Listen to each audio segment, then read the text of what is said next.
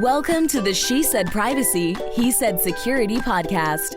Like any good marriage, we will debate, evaluate, and sometimes quarrel about how privacy and security impact business in the 21st century.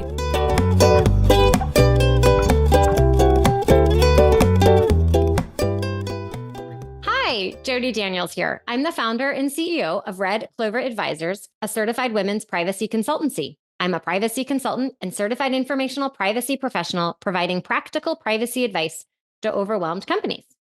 Hello, I'm Justin Daniels. I'm a shareholder and corporate M&A and tech transaction lawyer at the law firm Baker Donaldson, advising companies in the deployment and scaling of technology. Since data is critical to every transaction, I help clients make informed business decisions while managing data privacy and cybersecurity risk, and when needed, I lead the legal cyber data breach response brigade. And this episode is brought to you by... No one can hear that. Oh, well. Red Clover Advisors. We help companies to comply with data privacy laws and establish customer trust so that they can grow and nurture integrity. We work with companies in a variety of fields, including technology, e-commerce, professional services, and digital media. In short, we use data privacy to transform the way companies do business. Together, we're creating a future where there's greater trust between companies and consumers. To learn more and to check out our best-selling book, Data Reimagined, Building Trust One Bite at a Time, visit redcloveradvisors.com. Are you ready for another engaging podcast episode? I'm ready if you are. All right. Well, today we have Michael Moore. And as Chief Privacy Officer, Michael is responsible for privacy and cybersecurity product counseling, transactions, intellectual property strategy, open source software, and other matters at Lacework. Michael holds the IAPP privacy qualifications of CIPP-US, E, C, M, and T. Lots of acronyms. And Michael is also the inventor on 10 patents and author of over 20 published articles. Michael, welcome to the show. Thank you so much. I'm very glad to be here. So, please share with us your career journey and how you evolved to your current role. Sure, absolutely. I started out as an engineer. My background is electronic and computer engineering, and I practiced as an engineer for a number of years. And throughout that process, became an inventor and actually became very interested in the whole process around innovation and patenting and developing new technology. And that interested me enough, in fact, I decided to pursue a career path as a patent practitioner. So I became certified as a patent agent, spent a number of years working at that in a semiconductor company while I was going to law school and business school. And at the end of many years of study and work, I became an attorney. Once graduated as an attorney, I worked for a well-known law firm for a couple of years, which was great, very good practice and training. Although I found I really enjoyed the business of business. So I decided then to go back into an in-house role. And I worked initially at a large security company for a number of years. Then I moved on to a semiconductor R&D and licensing company. After several years there, I moved on to a company in the data storage space, which is very interesting, rapid growth, just post-IPO when I joined, very rapid growth for a number of years, which is actually a really interesting place to see and grow and develop. And after I'd been there a number of years and enjoyed it very much, I decided to try the startup route. So I went to my current company, Lacework. I think it's always so interesting to have a background of being a patent creator and an attorney and in business. I have a couple friends who do that, and I think that's just a really eclectic background. So Michael, thank you so much for sharing. Let's dive a little bit into Lacework and your cloud security solution. Can you share with us more about the product features and the problem it is solving? Yes, absolutely. So Lacework is a cloud-based security platform, and we address risk, threat, and identity to protect against both known and unknown threats. And one of the things Lacework is best known for is very effective and rapid threat identification using anomaly detection. So you can baseline what is normal in an environment and then very quickly identify unusual behavior in the customer environment and flag it early to the customer. And that's key in addressing some of the sophisticated attackers out there, such as the more advanced ransomware gangs or nation-state actors or other attackers who enter into the customer system, stay low and slow, well under the threshold of detection of traditional rules-based products, and are able to persist and spread across the system. We have technology that makes it much more effective to catch those kind of actors early and detect them so you can shut them down and prevent them.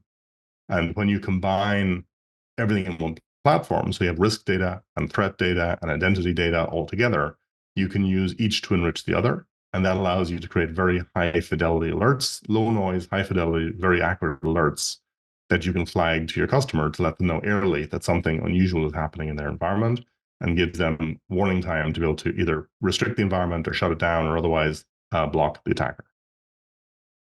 Blocking is good. Blocking is very good. So, where does Lacework fit within a company's security tech stack? Generally within the cloud security toolset.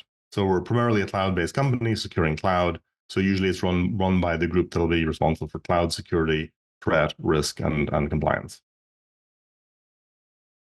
Privacy, wearing the privacy hat that I do, is always a really important piece. But here, I think privacy plays a unique role in Lacework's approach, which is a bit different than how other companies might help trying to solve these security problems. Can you elaborate? Yes, absolutely. We follow very much a private by design approach in how we design products.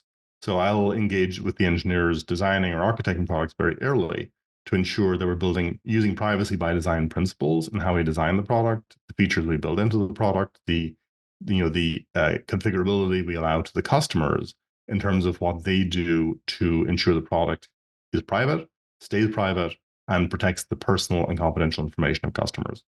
So we design our products in such a way that they only take the very minimum required information in order to protect the customer environment and leave the rest of the customer information in the customer environment.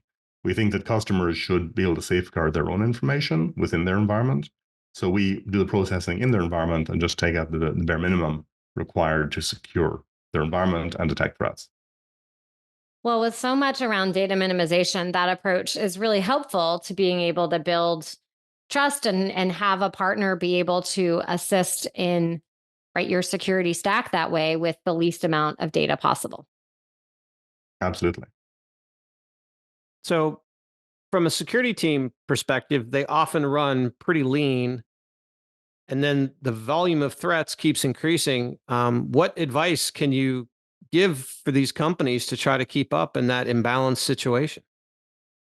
That's a really good question. Many security teams suffer from burnout or alert fatigue. There's only so much they can process in a day in terms of getting through alerts. So, to the extent that companies can use tooling that raises the number of true alerts and reduces the number of false positive alerts, and really points a team at what is priority to address, that's key. Lacework provides such a tool.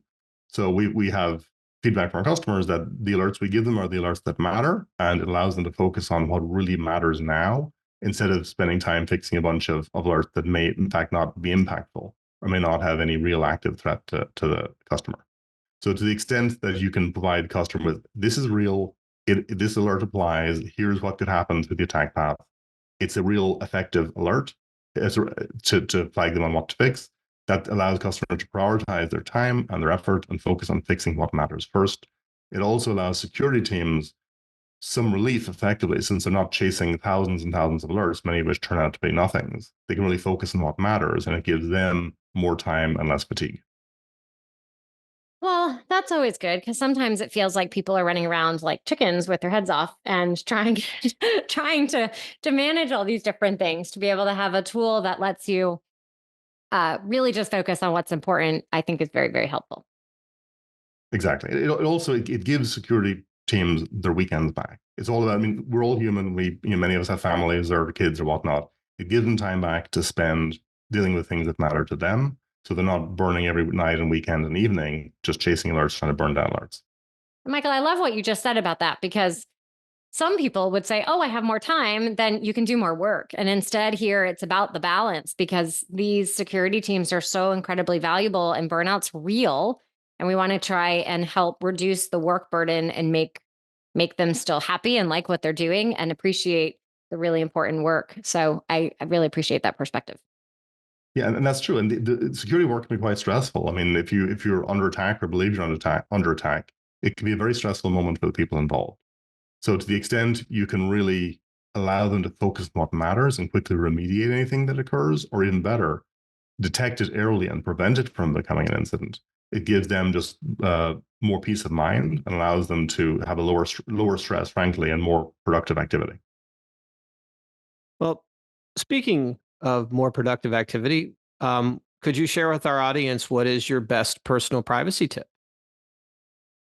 I think the key one I would say is turn on two-factor for all your accounts. That's really key for any account that is personal information or sensitive information or financial or medical. It's really key to make sure your two-factor is turned on.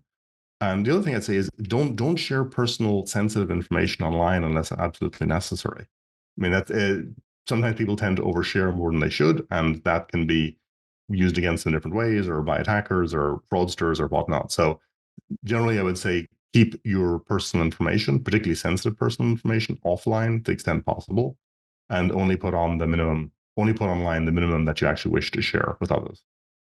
I would add to that, where sometimes I think people fill in the blanks because they feel like they have to, especially on some medical forms and other places. Oh, yeah. And you don't actually have to put that there. They ask for it, but many times you don't need to necessarily provide it.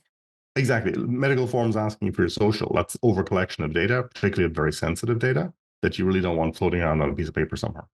Exactly. That's funny because I remember for my largest pro bono client having to fill out a form where they wanted her social for some state form, and I only wanted to give them the last 4 digits, and I got remonstrated when the state said, no, we really have to have it. And my client, her name will be withheld for privacy purposes, was like, why didn't you fill it out right the first time? Yeah, but because they didn't accept it. I had to fix it. So there's a good example of a particular organization that is not following the data minimization rules, and they required it for us to mail in my social security number, which is just a terrible system. So we can't solve that right now, so we won't. Michael, when you are not providing amazing security advice and building Lacework, what do you like to do for fun? A number of things, actually.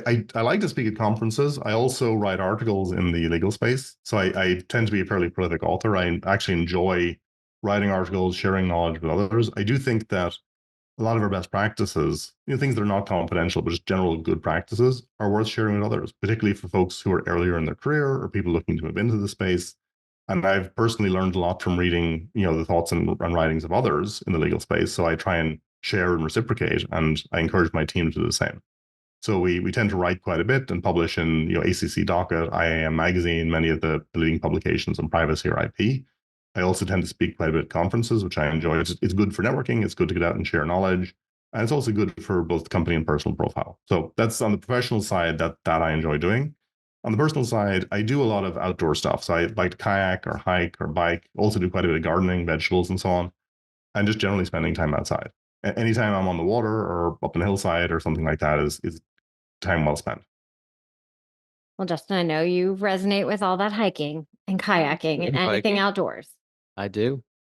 Michael, I'm curious. Do you have a favorite vegetable that you like to grow? Pumpkins. So my kids love pumpkins. We grow a bunch of them and very much enjoy just growing them and carving them and harvesting them come Halloween time. Oh, I want to learn more about how you harvest a pumpkin. That sounds so fun.